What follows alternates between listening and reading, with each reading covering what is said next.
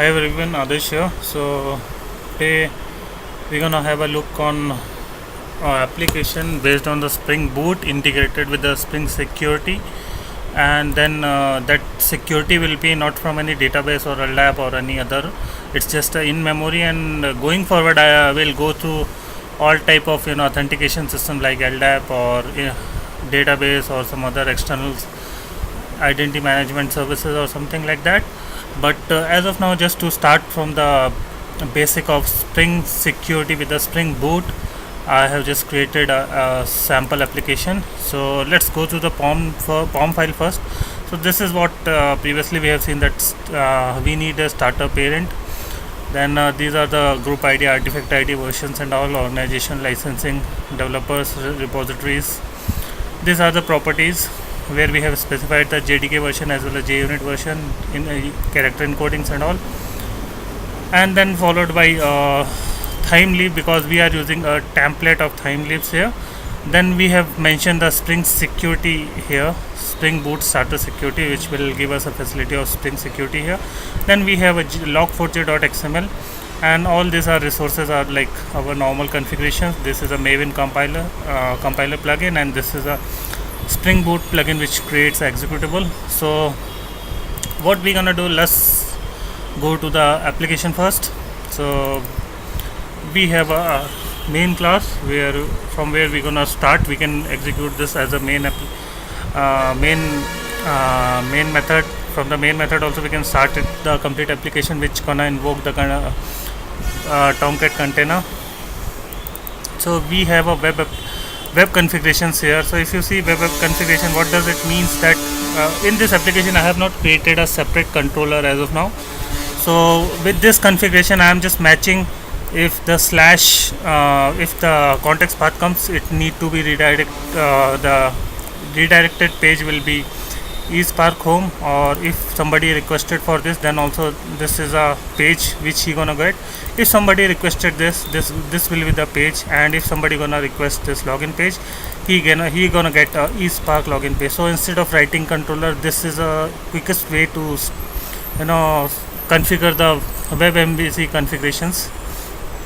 Then we have a security configurations here. So security configuration, this is a new stuff for us, where we have our class is extended from web security configurer adapter, and this is a configure method where we get web security. And here we have defined that what are the things which will exclude as a part of security, because these are the static resources which we don't want to get filter out in the Spring Security process.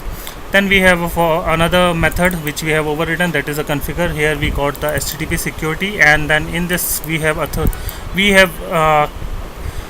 kept the matching, that if somebody requested from the context slash or something, just request it, give all the permission to, so that he can access at least the home page of the application. And other than that, any request which we receive that need to be authenticated, and then followed by login form. So login form, we have specified our own form here. So if you see in the template itself, we have a login form here. Then we have a user page. Once login is successful, he will be redirected the user page, or another page which we have, that is ESpark home page, which is a landing page of the application. So folks, this is how we have configured the application. Here we have configured the logout URL also. So user want to log out, and inside this is a place where we have configured the user, and as well as the password, as well as the role of the user. So we have configured user as a username, password as a password for the user, which is having a role of user type, and another one which is having a user type of admin. Then his password is a admin, and his role will be the admin. So that's how we can just create a in-memory authentication stuff. So let's move to the static resources first. So we have couple of CSS, Bootstrap CSS, then this is our own ESpark CSS, and then this is something which I got as a part of Bootstrap, and then we have Bootstrap and jQuery stuff. So folks, let's move to the ESpark homepage, where we have just imported all the all the style sheets as well as the JavaScript files, and then we have created a container here, and we are just printing some bunch of messages. And after that messages, we are saying that please click here to get into the app login. Okay, then we have a login page here, same login page, same old login page. Here the header will be the ESpark login boot, something like that. And if user logs out, it will be get you have been successfully logged out. If his credentials are something like invalid credential or something, he gonna get this message. And this is a simple form. So that's how, folks, we have all this HTML pages which is having time limit templates. And let's move to the application properties. So this is the these are the application properties where we have configured the log levels and all. And then, folks, this is an important thing. The index page which I have configured here is a ESpark home.html. So anything comes Spring Boot indirectly redirect it to the home page. It's considered this page as an index page, and it will always pop up this page. And this is just log4j.xml. And for this application we don't have any test cases as of now, because I have not created till now, because this is a plain simple UI page, UI application. So folks, let's get started. So one thing, folks, which I forget, that I have created a document help.txt where I have kept the Maven commands and the URL which you can hit. So we will see how we can build this mvn clean install.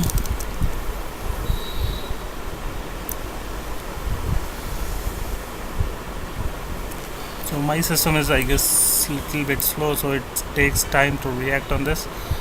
But anyways, I need to live up with this.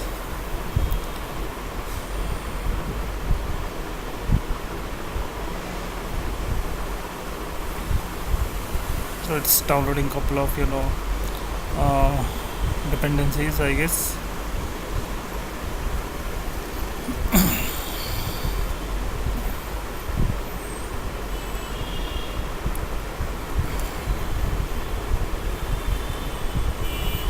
So my build is success. So I'll say mvn clean package, which will create a executable.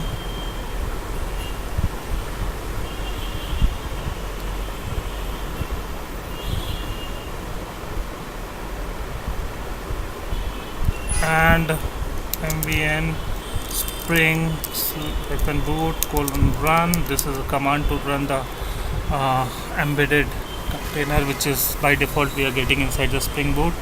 So folks, you can see a lot of log messages here and there, and then followed by the Spring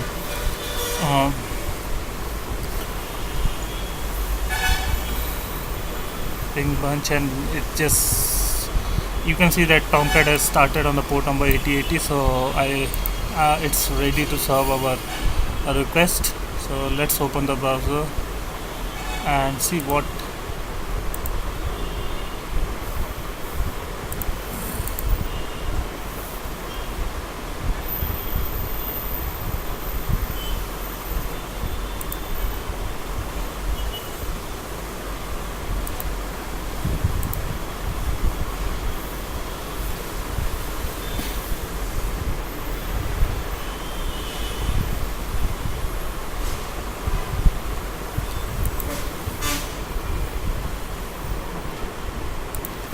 So folks, we need to hit the URL, which is localhost 8080. So we're gonna get the landing page. Here you can see this is a home page for our application. Here you just click to log into this. So here we have configured, let's start with the wrong password first. So it's gonna say invalid username password, as I told you. Let's user, and we'll be getting into the application. So once I say logout, we're gonna come to the landing page. Here we need to test our another user, which is admin, and here we get into the home page, and after that we can say that okay, logout.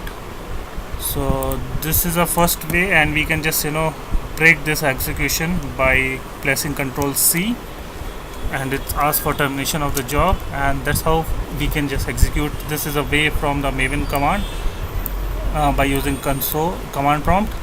And there's another way by which we can directly go to the application and in the main class, and then we can say run as an application and